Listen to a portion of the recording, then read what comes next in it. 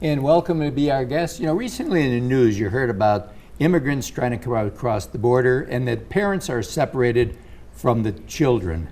And it's a tough thing when parents are separated from the children, and we just think about it from the standpoint of immigration. But right in our own backyard, it's happening on a regular basis. But an organization has stepped forth to be able to at least give some aid to the mothers of some of these people that are incarcerated so that they can do things with their children. It's called Aid to Inmate Mothers, or the acronym AIM. Carol Potok, you are the executive director of AIM. How long have you guys been in business? We've been around for 32 years. Isn't that amazing? Yeah, it's amazing. I remember when you guys became a United Way agency, probably what, 25 years ago? It's been probably almost 20 years. For quite some time. And of course, Sara Lee, you volunteer religiously with the Aid to Inmate Mothers program, and you also represent a civic organization called? Zonta. Zonta. Yes, it's been in Montgomery since 1948. Wow. Wow. It was chartered by the International Organization, which is celebrating its 100th birthday, November the 8th. What does Zonta stand for?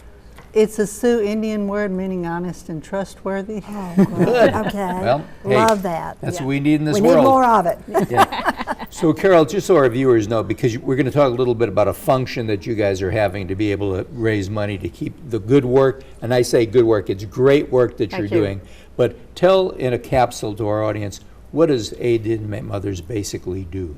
Well, 32 years ago, we were founded as a visitation program for mothers in prison that had no visits from their children, usually because of lack of transportation or the fact, that many of the children go to live with their grandparents. And a lot of times the grandparents aren't used to driving long distances, or they don't have the money for gas, or maybe they don't have a car, all kinds of things. But that could mean that mothers could go for as long as 5 years without seeing their children, or longer sometimes. And as parents and aunts and uncles, we all know how much difference that makes in the life of a child. So the volunteers that founded AIM all those years ago decided that wasn't right, and so they set up a network of transportation across the state, bringing children from Huntsville and Opelika, Tuscaloosa, Mobile, and Montgomery as well, to visit their mothers, and set it up as a child-friendly visit. So the children do come in through a side gate. We provide activities and toys. We also provide a meal, and we have our visit in the chapel, where there's much more freedom for the children to run around and play and jump in their mother's lap and make noise. I would think that would be far more comfortable for the mothers as well, because there's a tremendous amount of shame that has to go along with being incarcerated too. But for the grace of God, go any of us. Absolutely. That's right. And our viewers need to know that in the state of Alabama, if a woman is incarcerated, it's going to be in Elmore County. Or yes, the one in Montgomery. At first it will be. Yes. If she's serving a long sentence, sometimes after a few years they'll move her to a less restrictive facility. We do have another one in Montgomery called the Montgomery Women's Facility. Right. And there's a work release in Birmingham.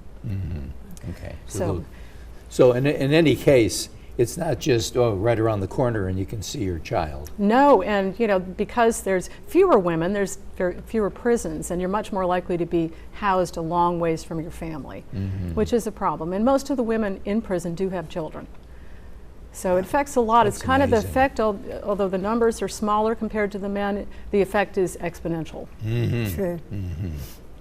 We were talking about, before we went on camera, let's say somebody really tries hard in prison, they do everything, they get out, and then I said, but where's the help for them once they're released, once they're out?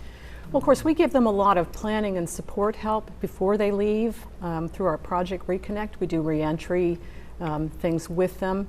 But we recently, 5 years ago, opened a transitional home, and we do also reentry support for other women in the community in addition to our residents. But we have, our transitional home is structured living. They have a curfew. They have to sign in and out of the facility.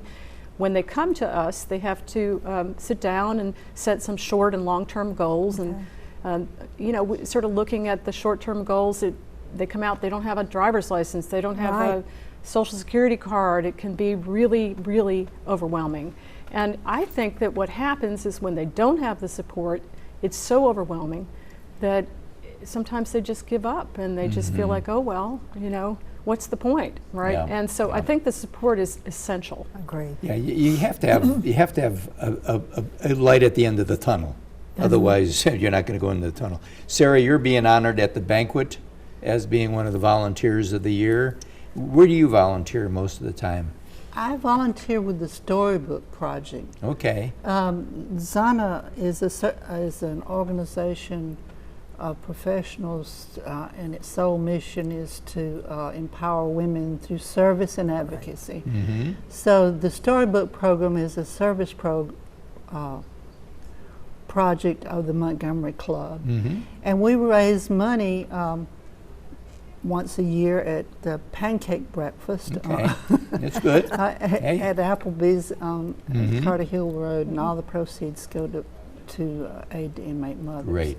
Tell us about the function that's going to be happening in September. We're holding a fundraiser called All That Jazz, Good. and we're going to have a jazz band called Avant Garde playing so that people can dance or just listen to the music. We're going to serve dinner. It's going to be on September the 24th Okay. from 5:30 to 8 p.m.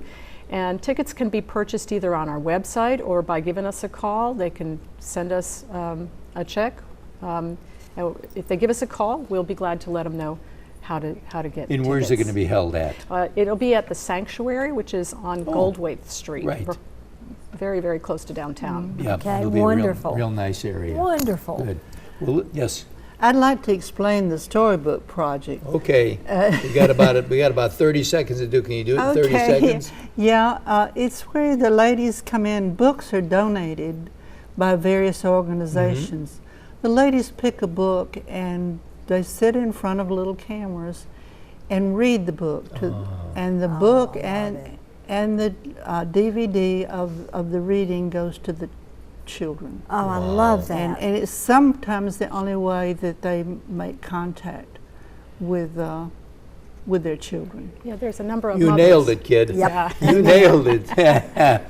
But that is it. Yeah, I heard about that, and that is very, very nice. Great. Well, listen, I think people can volunteer to be a part of what you're doing, but more importantly, support it and get the money to help continue this project. And just remember this, we are so fortunate in our lives day in and day out.